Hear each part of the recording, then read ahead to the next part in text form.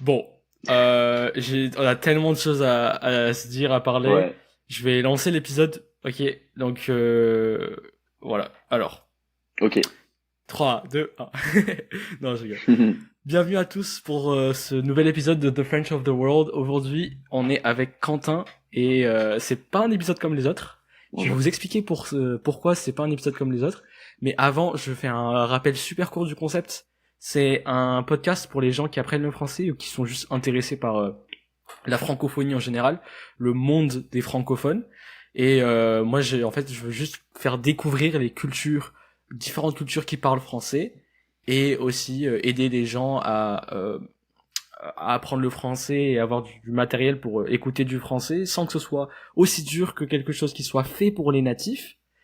Parce que quand on a des expressions un peu compliquées, je les expliquerai moi, mais pas que ce soit quelque chose qui soit trop facile comme ce qui peut être trouvé sur internet. Donc voilà, c'est le principe du podcast. Je sais pas si Quentin t'as déjà vu un de mes Alors, épisodes ou pas, mais si je t'avais expliqué un peu ouais, le ouais, concept. je suis passé sur une de tes vidéos, effectivement. Je trouve que le concept est génial parce que c'est vraiment une offre intermédiaire de contenu en termes de difficulté de langage et Ouais. d'expression. Donc moi, je trouve ça très cool parce que c'est très Merci. imagé, c'est très incarné comme discours. C'est beaucoup mieux qu'un livre de français, quoi. C'est ça, c'est ma Tout à la philosophie. fois. Oui, voilà. Donc pour moi, je trouve ça très bien et je ferai gaffe aussi bah, à, à rester fluide dans ce que je Ouais, mais dis, t'inquiète, je suis là. tout en faisant des points, voilà. Mais Oh, c'est dur je de sais que pas t'es là parler pour ça. vite. Je sais que Ouais, moi-même, je parle vite. C'est dur de pas parler vite. Mais je pense que là où on peut perdre les gens, c'est si on utilise des expressions genre faire une pierre deux coups, ou, tu sais, des expressions qu'on ouais, utilise genre ouais, hyper bien sûr. naturellement. Ça, c'est ça que je vais surtout pas analyser, mais genre décrire. Donc, je Ouais. vous présente Quentin. Pourquoi c'est un épisode particulier? Parce que Quentin, ça fait combien de temps qu'on se connaît, Quentin? Est-ce que ça fait genre Alors, 13 ans, 14 ans ça bientôt? fait depuis le CP qui est donc la classe, la première année obligatoire d'école en France.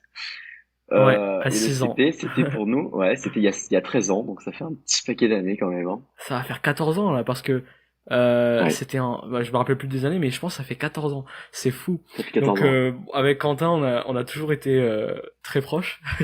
On a toujours été de Ouais, très bons amis dès le primaire. Le collège aussi. Donc le collège, c'est pas comme en anglais college, c'est genre le middle school. Puis le lycée, qui est le secondaire, comme ils disent ici au Québec, mais voilà. Et puis après, on a changé de ville. On a plus vécu dans les mêmes villes, donc ça fait 2 3 ans. C'est ça, ça fait deux ouais, trois ans qu'on tout à fait. qu'on qu'on a un peu plus de mal à se voir parce que moi je suis allé vivre au Canada et puis Quentin maintenant t'es à Marseille, c'est ça? C'est ça, tout à fait. Tout à fait, tout à Donc fait. voilà, mais Moi, je suis vraiment content ouais, de t'avoir ici. Est-ce que tu mais peux très heureux te d'être là. présenter rapidement dire ce que tu fais dans la vie genre Bien rapidement sûr, et où est-ce que t'as grandi même si moi je sais mais genre juste bien explique-nous sûr. un peu tout ça. Je vais raconter ça à tout le monde. Alors, je m'appelle Quentin. Je suis donc français de métropole et je partage ma vie du moins aujourd'hui entre Marseille essentiellement et Céreste, qui est une petite ville dans la périphérie de Marseille. C'est là que j'ai grandi avec Lucas. On a côtoyé les mêmes écoles, les mêmes structures Mm. d'éducation. Donc dans le coin de La Ciotat, qui est une C'est ville ça. intermédiaire à côté de Marseille. Et aujourd'hui, je suis en médecine, donc je rentre là en septembre en troisième année de médecine à Marseille, avec pour ambition d'ici quelques années de partir à Paris ou ailleurs pour voir un peu le monde, parce que c'est bien beau de rester dans la même région, mais on a parfois des envies d'ailleurs. Voilà, Ouais, c'est pour poser super. un petit Merci cadre. beaucoup pour ce beau cadre. Ouais, belle description de toi. On va avoir l'occasion de parler un peu plus, si tu veux, qu'on rentre dans des discussions un peu Ouais, personnelles, parce qu'avec Quentin, dès qu'on parle, en fait, on trouve toujours un moyen de d'amener le sujet hyper loin et genre d'aller rentrer dans des débats. Je me rappelle, on était au collège et on était tout le temps en train de débattre. C'était vraiment genre, oui. je sais pas si tu te rappelles genre sur des sujets bêtes, Ah je me oui, rappellerai oui, même oui. plus, mais j'ai toujours eu des discussions super intéressantes avec toi, donc c'est pour ça aussi que je Ouais, suis vraiment content d'avoir sur le podcast. Donc, Ah oui, certaines de nos discussions m'ont hmm. encore marqué, hein. Enfin, je me l'ai maintenant. Et là, ça fait longtemps Je me l'ai qu'on s'est vraiment. pas parlé. Il faut qu'on le dise aux autres, Ouais. aux spectateurs. Ouais, Ça fait ouais, tout longtemps à qu'on fait. s'est pas parlé. Donc ça va être comme genre deux vieux amis qui se racontent un peu ce qui se passe là, en ce moment. Mais oui. Et je pense que j'aimerais bien juste parler de ton parcours un petit peu, genre parce que t'as vraiment un Mhm. parcours genre intéressant et euh, et je trouve que genre t'as des beaux accomplissements déjà. Donc je peux genre juste je vais le dire aux gens. Quentin en fait il a commencé une année de médecine. Enfin, il a commencé. Il a fait la première année de médecine, qui est en fait quelque chose de très très important en France. Je sais pas dans les autres pays, je suis pas assez renseigné pour ça, mais en France, la première année de médecine, c'est quelque chose qui est très très intense. Est-ce que tu peux nous décrire tout ça? Et je vais juste dire avant que tu parles de ça que il a fini deuxième de toute sa promotion, donc de toute son année sur je sais plus combien de personnes, mais voilà, donc il a vraiment genre tout cassé. Ça veut dire qu'il s'est vraiment très bien Alors, débrouillé. je te remercie. Je vais dire un mot sur, sur la première année. En fait, le système français est fait de la façon suivante. Les études médicales sont conditionnées enfin, à l'entrée des études médicales. Il y a un concours avec un nombre de places limitées qui s'appelle le numerus clausus en France. Voilà, c'est le nom c'est le nom du concours. Et chaque année, un nombre de places est défini et tout le monde est libre de s'inscrire à la fac, mais le nombre de places ne s'adapte pas à la quantité d'étudiants qui postulent, mais vraiment aux besoins prévisionnels des futurs médecins. Et donc chaque année, il y a, selon les facs, entre 10 et 15% des étudiants qui passent cette première année. Donc c'est vraiment une année de concours dans laquelle on s'enferme, on Hmm. ne fait rien d'autre que travailler. C'est euh, c'est Et il très exagère français même comme pas. système, C'est vrai. C'est mais très vrai. C'est effectivement, ouais, c'est ouais, une année pendant laquelle moi j'ai vu personne, j'ai pas vu même la lumière du jour parce que c'est je vrai. travaillais toute la journée. Mes pauses étaient minutées et ma vie tournait exclusivement autour du travail. Et donc ça se décline en 2 semestres, donc c'est en tout 8 mois de travail. Et, Mhm. euh, et ça s'est fini donc il y a un peu plus d'1 an pour moi. Plutôt bien, du coup, comme l'a dit Lucas, Ouais, mais effectivement, je m'en rappelle encore de ça. sacré, sacrée épreuve de Ouais, vie, c'était content. sacrée épreuve de vie. Et ouais, et Lucas était un des premiers à connaître mon résultat, puisque je me rappelle encore de la C'est photo que je vrai. t'avais envoyée de ma tête Ouais, je me rappelle ahuri très bien. devant les résultats, mais tu C'était as été quelle un des surprise, premiers. ouais. Ouais, ouais, Enfin, non pas mais une oui. surprise du coup, parce que j'imaginais que je te connais, je sais de quoi t'es capable, mais c'était assez fou parce que bah, c'était sur combien? 3000 et quelques? Alors, il y avait, non, mon année sur le Non, peut-être pas concours, il y 3000. avait 1500 Ouais, étudiants, c'est ça. donc Marseillais qui passaient le concours, et il y avait 230 places d'ouvertes, 240 places d'ouvertes pour ces 1500 personnes en médecine. Voilà, c'était la C'est répartition. impressionnant, C'est ouais. pas, voilà, c'était pas une année, c'était encore une année de transition entre deux réformes, donc un peu compliqué. On va pas rentrer trop dans les détails, mais voilà Ouais. pour les chiffres. Ça, en France, ils Voilà. aiment bien changer un peu tout les systèmes Ouais. scolaires. C'est pas mieux, c'est peut-être un peu pire des fois. Je sais pas, ça leur plaît de tout changer. Ouais. Ils font des systèmes, Ouais, non, ils en tout cas, expérimentent c'est beaucoup. sûr que ça évolue. Ouais. Et là, à quoi rapidement, à quoi vont ressembler tes prochaines années d'études? Là, t'as fait ta deuxième année, tu engages sur ta troisième année de médecine, et Ouais. puis juste à peu près, ça va ressembler à quoi? Alors, en France, médecine, c'est donc un cursus qui se décompose en deux parties. Les 6 premières années obligatoires pour tout le monde, qui sont 6 années théoriques, avec du coup des stages Mhm. hospitaliers, et les 4 à 6 suivantes, selon la spécialité choisie, qui se passent à temps plein à l'hôpital, c'est de l'internat. Et donc moi, je suis au milieu de la première partie, c'est-à-dire la partie théorique. Je rentre en troisième Mhm. année. Donc là, ma vie de deuxième année, ça a été une vie partagée entre les cours et Mhm. l'hôpital. Ah, bon, très peu, très très peu à l'hôpital en fait, hein, parce qu'on n'y est qu'une demi-journée par semaine. À D'accord. partir de l'année prochaine, j'y serai 3 demi-journées par semaine et ça va graduellement augmenter au fur et à mesure des années. La Mhm. troisième année, Et à ça va la être fin, une année c'est, de... ouais, pardon. Ouais, oui, oui. Non, non, j'allais dire que, ben, genre, les années théoriques, elles sont genre pas faciles. Enfin, c'est plus facile que la première. Et puis je crois qu'à la fin, t'as l'internat, mais Ouais. avant de faire l'internat, t'as un concours. Donc c'est Oui, ça, oui, t'as tout à fait. encore, ça Exactement. filtre encore les étudiants. Ouais. Donc c'est vraiment intense comme Il programme. y a un deuxième concours à la fin du premier cycle pour choisir les spécialités. Voilà. Et à partir de la troisième année, ce concours, il se prépare sur un peu plus de 2 ans. Et donc à partir de la troisième année, on Ok. va se remettre à travailler sérieusement, du moins beaucoup plus que ce que je pouvais le faire en deuxième année, pour préparer le concours, mais alors à une échelle temporelle beaucoup plus importante que ce que j'ai Wow. connu maintenant. Et Voilà. juste rapidement, c'est quoi ta spécialité pour l'instant que tu penses choisir?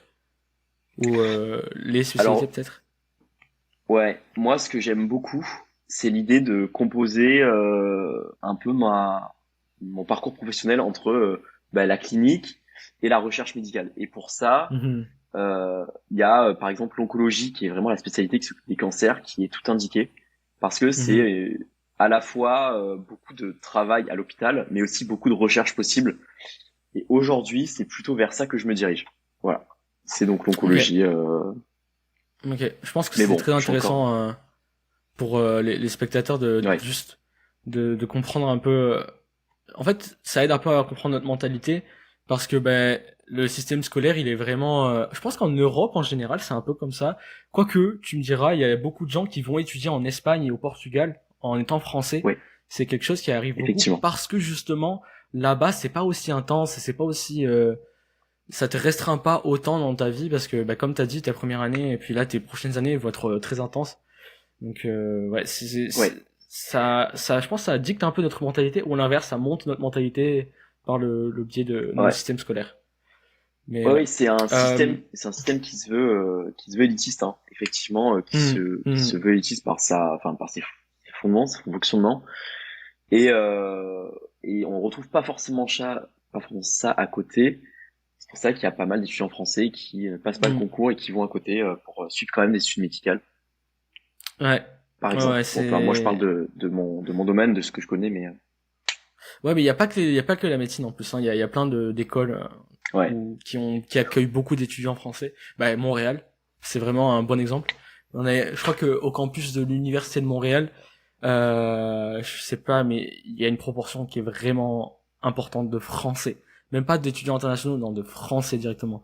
C'est ouais, assez fou quand tu es sur le campus, tu vois beaucoup de français. Donc ça c'est, ouais, je trouve ça intéressant de commencer avec ça.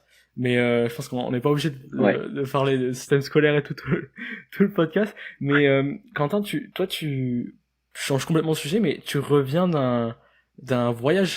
En tout cas, t'as fait un long voyage en juin, c'est ça?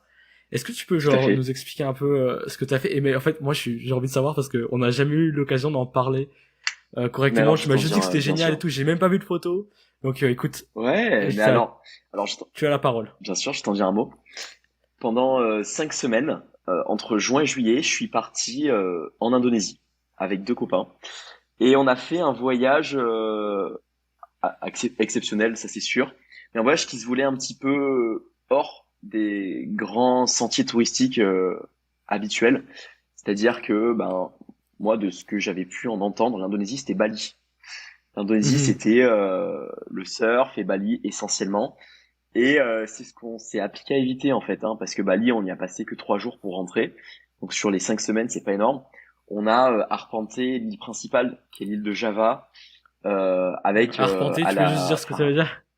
alors arpenter, Arpenter. voilà, c'est parcourir. C'est Ouais, un synonyme de parcourir, parcourir, un synonyme aller de dans découvrir, partout. voilà, Ouais, voilà. super. Tu peux continuer. Euh, on a parcouru l'île principale qui est Java, un sacré choc culturel, hein, parce que c'est quand même un pays qui inévitablement vous frappe par le niveau de développement qui est quand même bien inférieur à celui qu'on connaît vers chez nous. Donc Mhm. forcément, il y a un choc culturel assez important, mais c'est édifiant parce que la culture là-bas est très différente, mais les gens sont très accueillants et Ouais.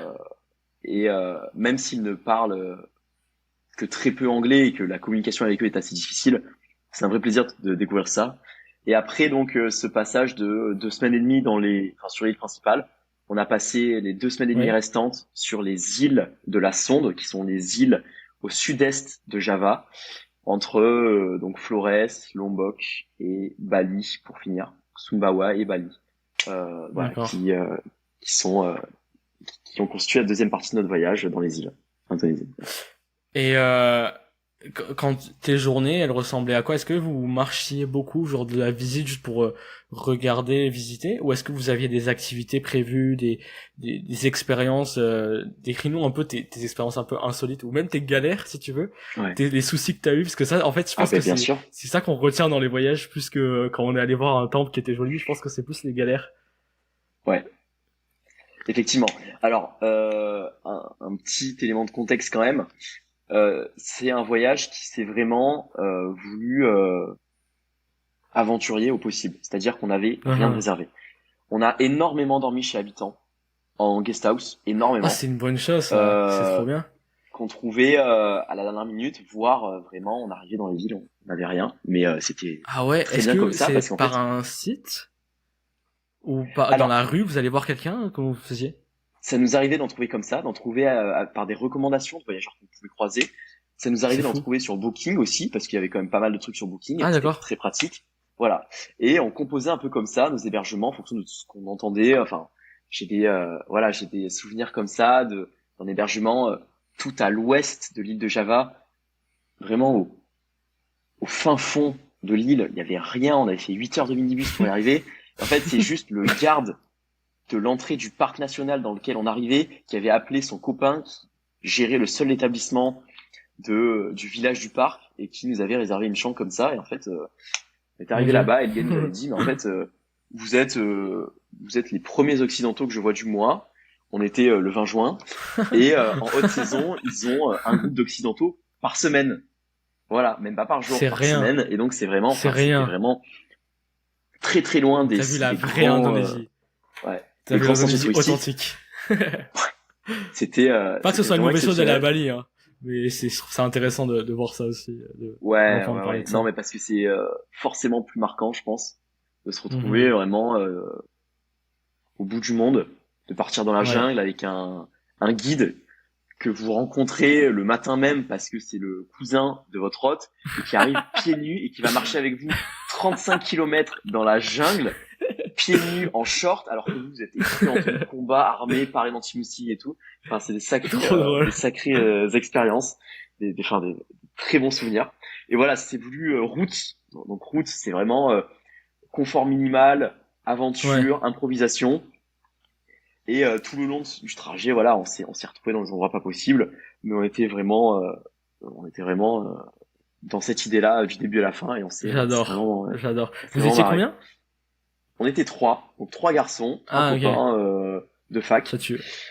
et effectivement, ce que j'ai pu réaliser pendant ces 5 semaines, c'est que parce que auparavant, donc l'année précédente, j'étais parti tout seul, et là à Ouais. trois, on se rend compte qu'en plus de partager ce qu'on vit, euh, on se donne du courage. Même si ça apporte son lot de contraintes d'être à trois par rapport au voyage seul, ça a quand même Ouais. pas mal de vrais avantages, et notamment celui de se donner du courage et de partir dans des endroits reculés dans lesquels on serait jamais allé Mhm. euh, sans un petit groupe et un appui certain Ouais, parce que bah, pour s'y retrouver. c'est ta protection aussi. À 3, Ouais, vous êtes moins vulnérable. C'est oui, incroyable. ah Et oui, est-ce que complètement, je peux te demander, c'est passé comment la nourriture? Est-ce que t'as eu des aventures avec ça ou c'était facile? Est-ce que tu faisais comment pour manger? Parce que j'imagine qu'il n'y avait pas tout le temps des supermarchés, des magasins où tu pensais, où c'était genre safe, où c'était sécuritaire de manger. Ça se passait comment? ouais. Alors,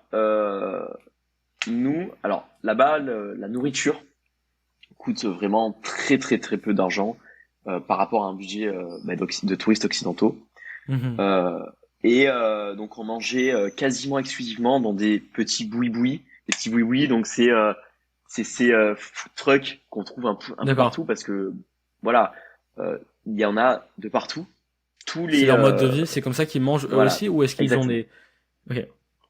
Donc au jour le C'est comme ça jour, qu'ils mangent. il y avait pas de... Voilà, c'est vraiment au jour le jour. Nous on prévoyait rien, on n'achetait pas de courses particulièrement, juste pour Mhm. voilà les goûter et avoir de quoi manger quand on avait faim. Mais sinon on s'arrêtait dans des petits food trucks qui avaient à tous les coins de rue en fait.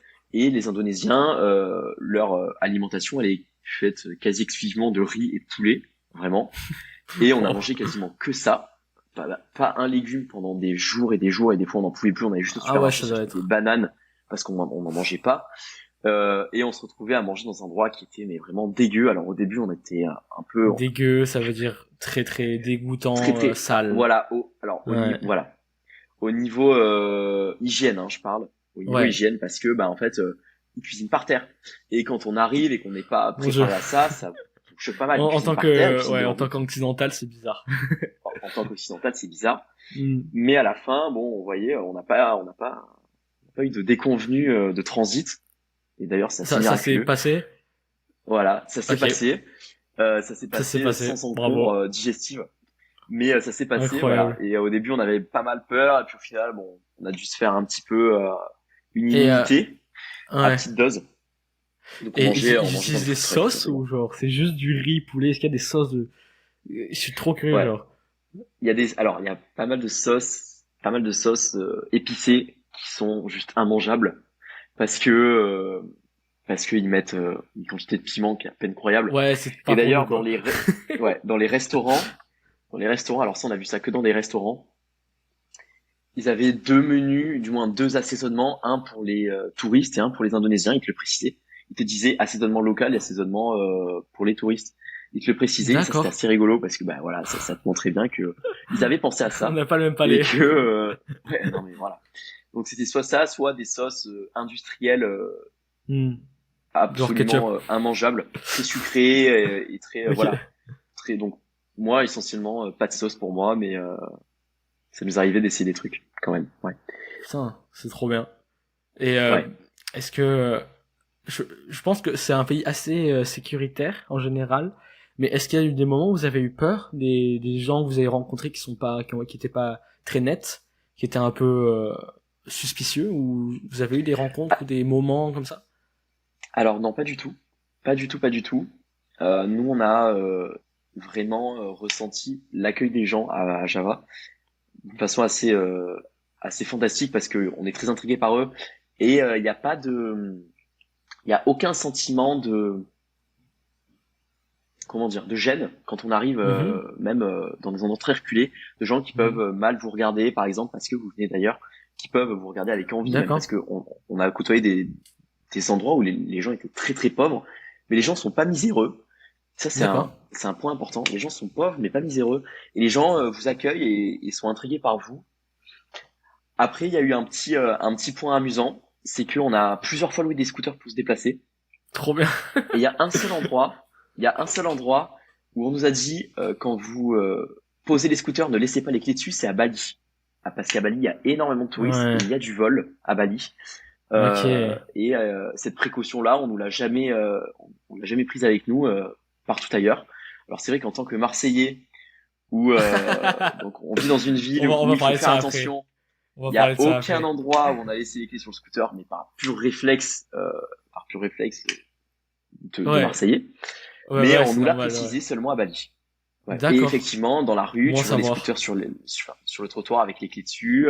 Personne se méfie, les gens sont pas C'est suspicieux. fou. C'est fou. Mm. Est-ce que t'as des anecdotes encore à raconter par rapport à ce voyage, des trucs à rajouter? Parce qu'après, je voudrais juste euh, faire un point sur Marseille, parce que à chaque fois que j'invite quelqu'un, c'est pour qu'il parle de sa culture. Et là, genre, la Ouais. raison pour laquelle je suis si content, c'est parce que bah, c'est ma culture aussi. Donc c'est cool, on va pouvoir un peu Mm. parler de tout ça, voir, il y aura deux points de vue aussi. Mais Ouais, avant bien ça, sûr. est-ce que t'as des anecdotes encore un petit peu, des choses à rajouter par rapport à ton voyage? On peut en reparler après, hein, c'est pas... Ouais, bien sûr.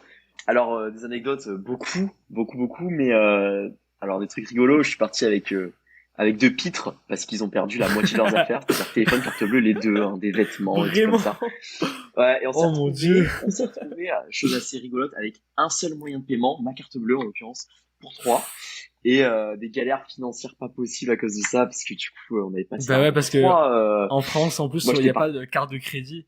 Donc c'est pas comme s'ils peuvent te payer à la fin du mois et ça va. C'est Et le ouais, crédit, enfin c'est pas différé, c'est-à-dire que nous quand on dépense en France, l'argent est pris de notre compte directement, on il doit est pas directement rembourser décompté, la ouais. banque à la fin.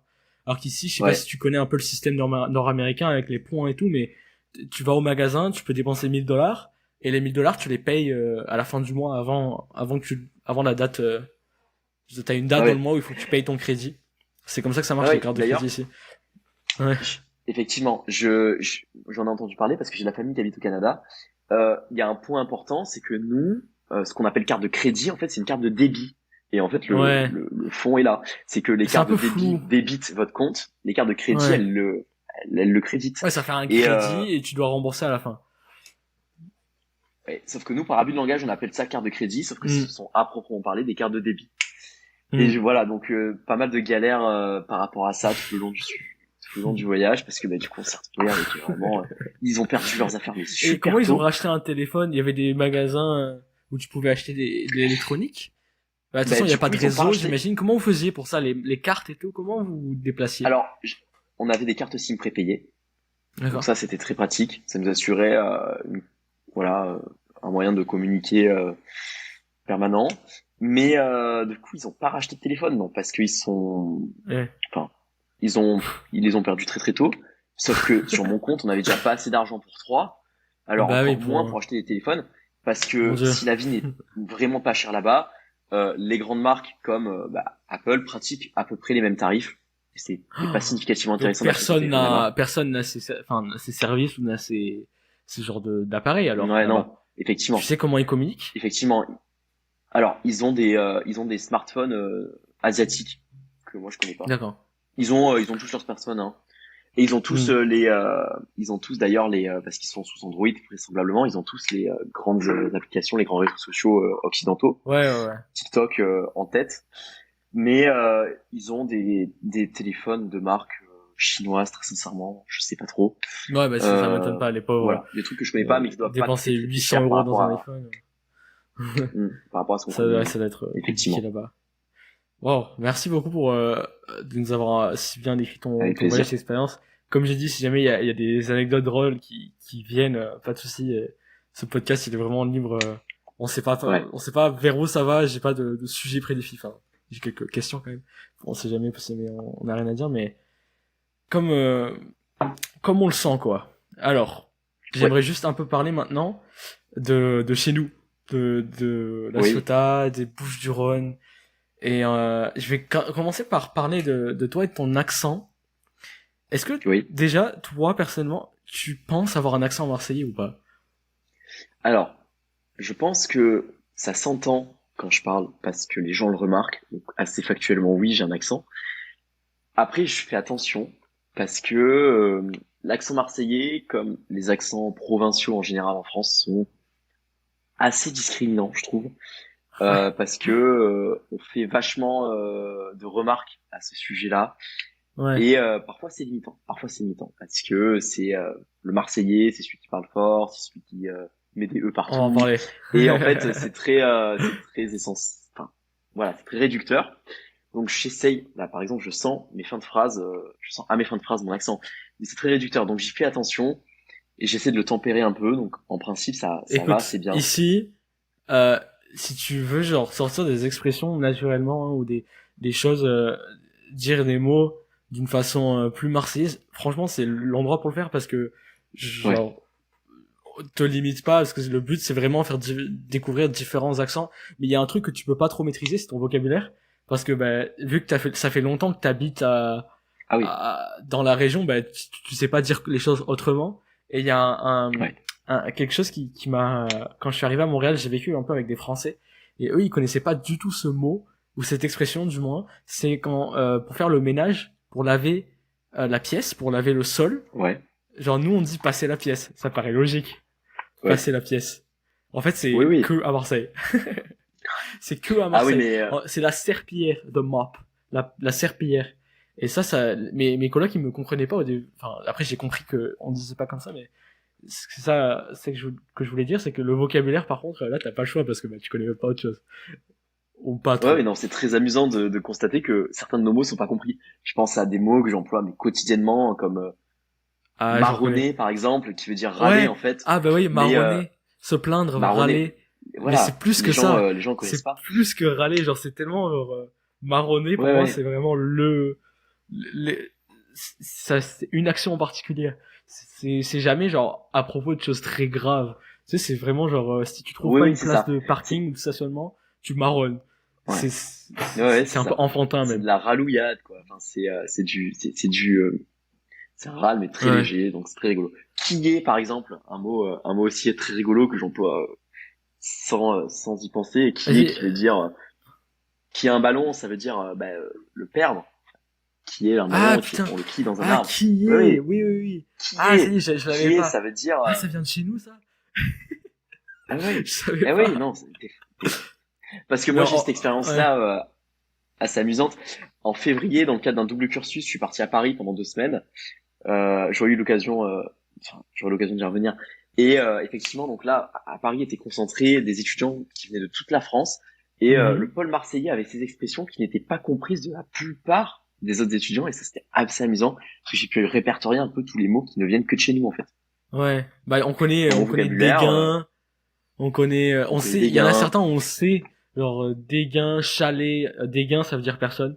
C'est je sais pas d'où ça vient. Ouais, Chalet ça veut dire prendre quelqu'un sur un vélo ou sur une moto donc quand sur un véhicule à deux roues quand on prend quelqu'un d'autre c'est le chalet, chalet une personne. Et ouais, dégain si je l'utilise dans une phrase c'est ah je suis allé au cinéma, il y avait des gains dans la salle. Bon avec le bon accent ouais, ça donnerait bon je suis allé au cinéma, il y avait ouais, des gains dans la salle. ouais, Mais voilà. ouais, Et non mais, est-ce que t'en as dont dont on soupçonnerait pas? alors, moi, pour être très ancré dans mon vocabulaire, il y a quelque chose qui m'a dérangé. C'est l'emploi du mot collègue. Nous, en fait, on s'est Ah oui, réapproprié c'est pour vrai. désigner les amis. Un collègue, c'est un ami, alors que dans le reste de la France, un collègue, c'est un collègue de travail. C'est quelqu'un avec qui on va Ça, avoir une comme en relation anglais, vraiment très professionnelle. la même racine. Ouais. Ouais, Et c'est donc, vrai, c'est c'est vrai. amusant parce que pour moi, le collègue, c'est vraiment le copain, quoi. Et donc de reparamétrer temporairement l'usage de ce mot-là pour se faire comprendre, et surtout éviter les moqueries nombreuses. C'est vraiment très amusant. Mais ouais, tu parles J'ai de ça, c'est intéressant parce que à chaque fois que moi je rencontre quelqu'un, un Français ou des gens qui connaissent un peu la France et qui parlent français et je leur dis que je viens de la Ciotat de Marseille. Ben en fait ils disent ah mais t'as pas l'accent marseillais et tout. C'est vraiment un truc, c'est super, c'est très stigmatisé un peu genre l'accent marseillais. Genre si tu veux ouais, un peu m'aider à décrire le stéréotype, genre le cliché ouais, c'est quelqu'un qui est bon vivant donc ça veut dire qu'il aime boire et manger sans se limiter. C'est oui, quelqu'un oui, qui profite de la vie mais c'est aussi quelqu'un ouais. il y en a aussi des moins bons genre qui parle fort. Je sais pas si tu veux en rajouter quelques-uns mais Alors dans les négatifs, hein, on peut parler de la grossièreté, ouais, grossier, qui est très ancrée vulgaire. dans la représentation du Marseillais. Ouais, C'est la vulgarité, mais véritablement. Il y a un côté fainéant, je pense aussi, ouais, mais c'est qui est vrai. plutôt lié à nos racines méditerranéennes, hein, parce que pour le reste de la France, en fait, on fait la sieste en début d'après-midi, par exemple.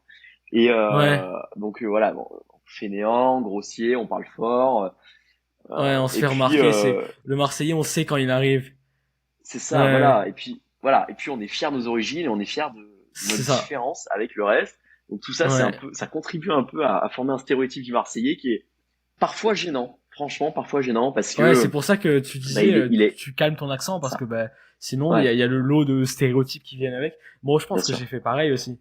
Honnêtement, je pense avoir fait pareil parce que là, au moment où je parle, je sais que j'ai un accent marseillais quand en fait je dis les sons et Ouais, o, enfin ou o plutôt, parce qu'en fait à Marseille on a un biais, on dit et plutôt que eh.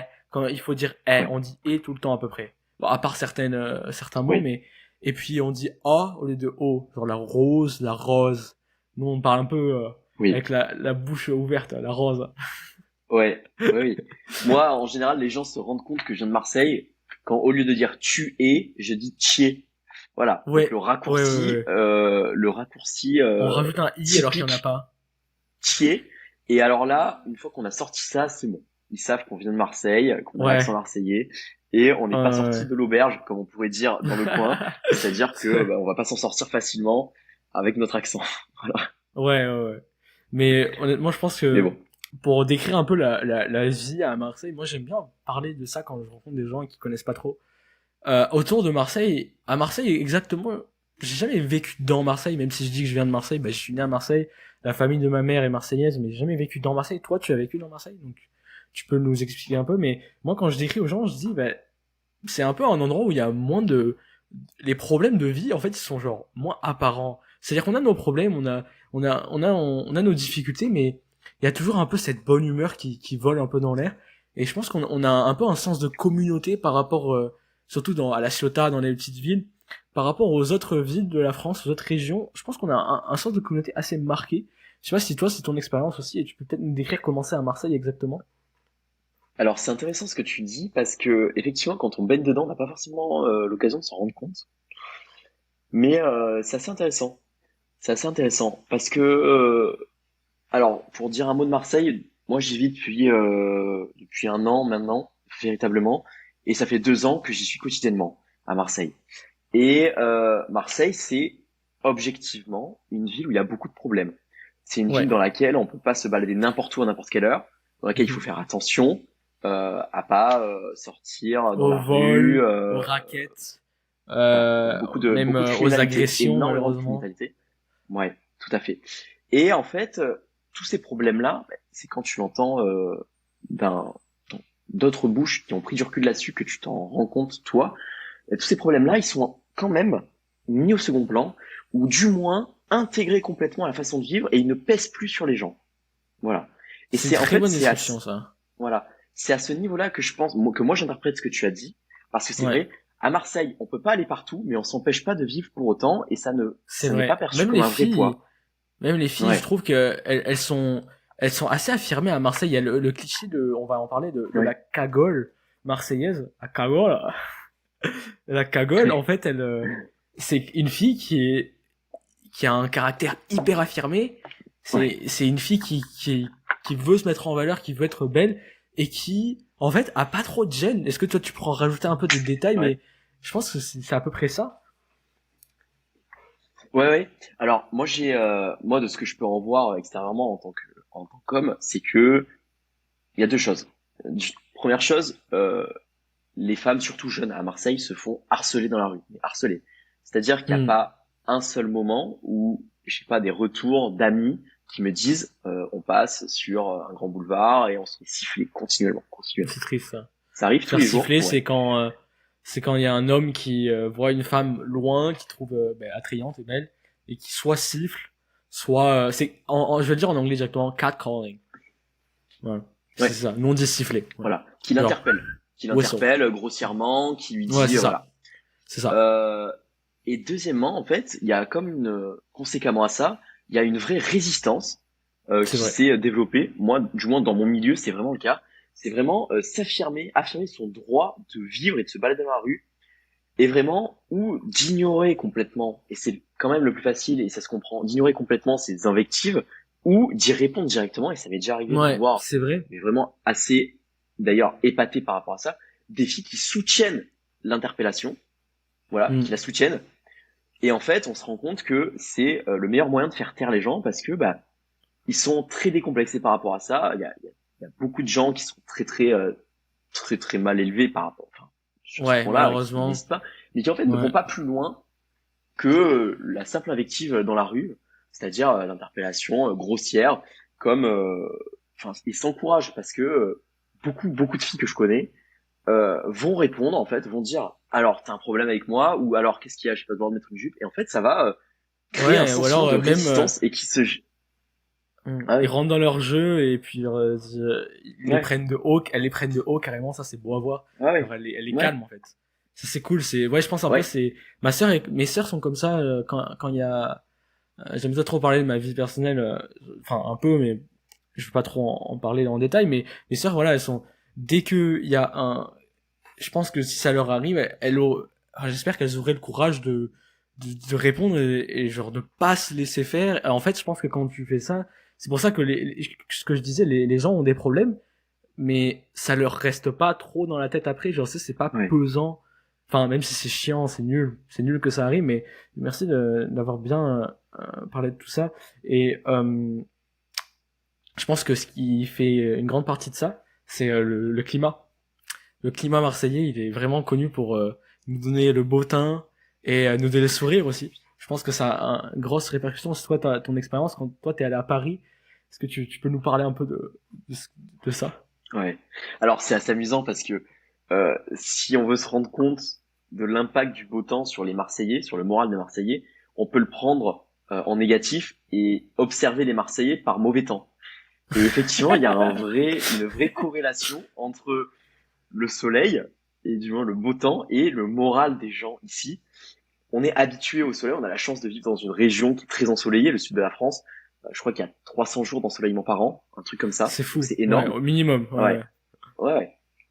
Et les gens sont complètement habitués à la luminosité, au soleil, et puis à la chaleur, à la mer. Et malgré tout ça, ça façonne un peu le moral des gens. Les gens sont détendus. Et à l'inverse, quand il fait pas beau en hiver, on sent les gens beaucoup plus aigris, beaucoup plus tendus. Quand il y a du vent même. Ouais, quand il y a du vent, c'est même ça. C'est pour eux, je connais des gens qui sortent pas quand il y a trop de vent. Ouais. Là où un Parisien va avoir aucune considération. Un Parisien, un Montréalais, un Londonien, tout le monde. Ouais. Va avoir aucune considération sur le temps qu'il fait à l'extérieur, parce que il peut pas se le permettre.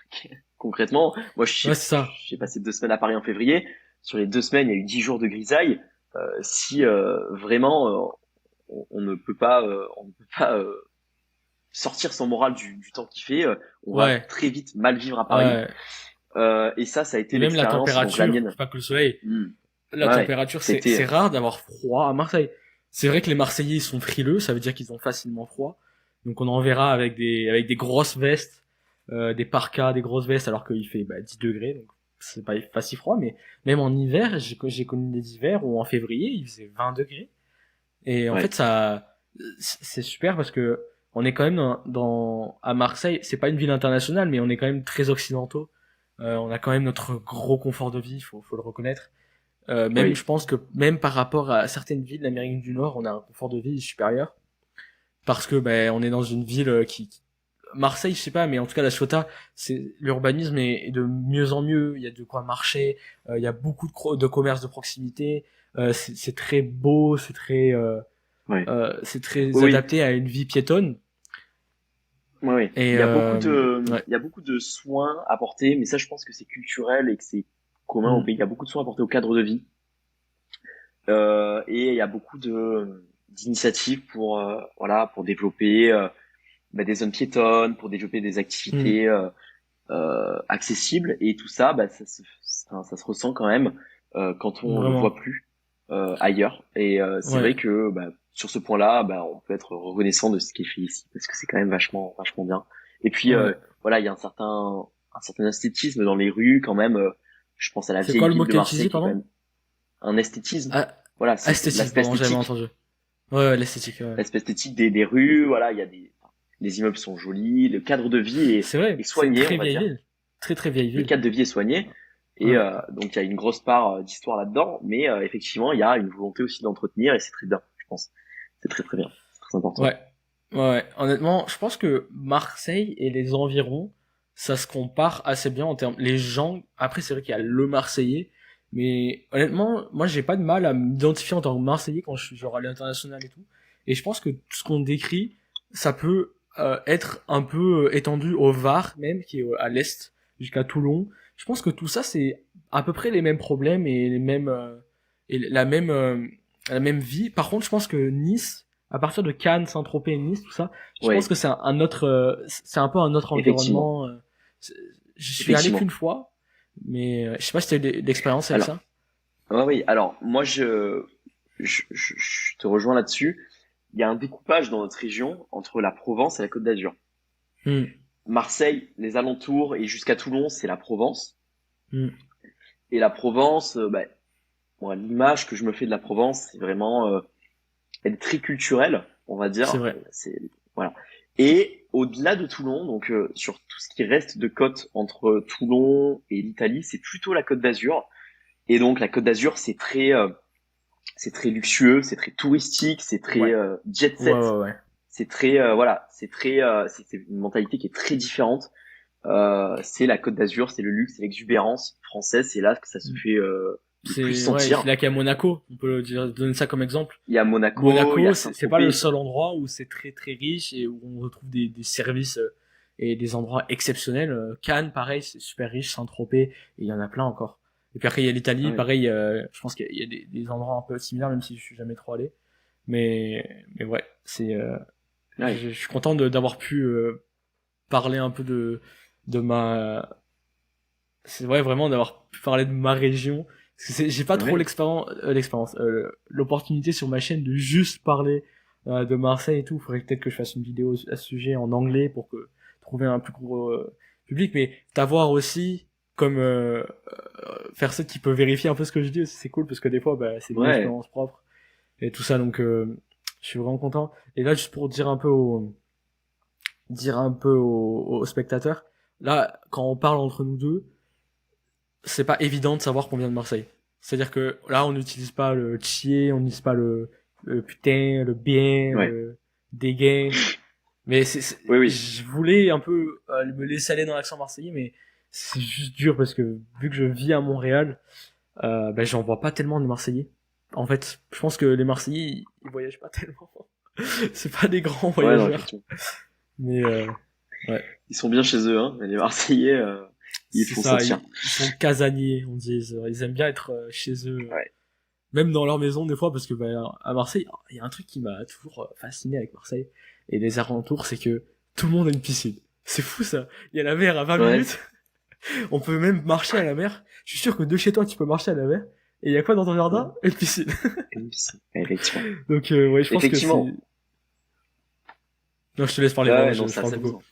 Non, non, effectivement, c'est assez amusant de le remarquer parce que ça va pas de soi. Mais je crois que spécialement le sud de la France, mais aussi plus largement le pays, je crois que la France, c'est le pays où il y a le plus de piscines par habitant, en fait. Ah ouais? C'est le pays où c'est le plus développé. Oui, oui.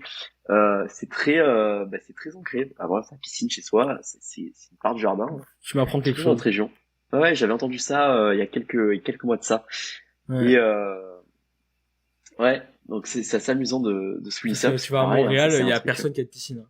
À Montréal, il n'y a pas Ouais, cette culture de se baigner, de nager.